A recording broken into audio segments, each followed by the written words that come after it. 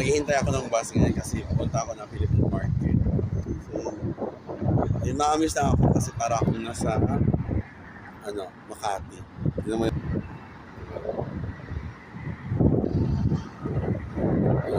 galing kasi ako sa Mobile kasi may babayarin kami doon sa Mobile.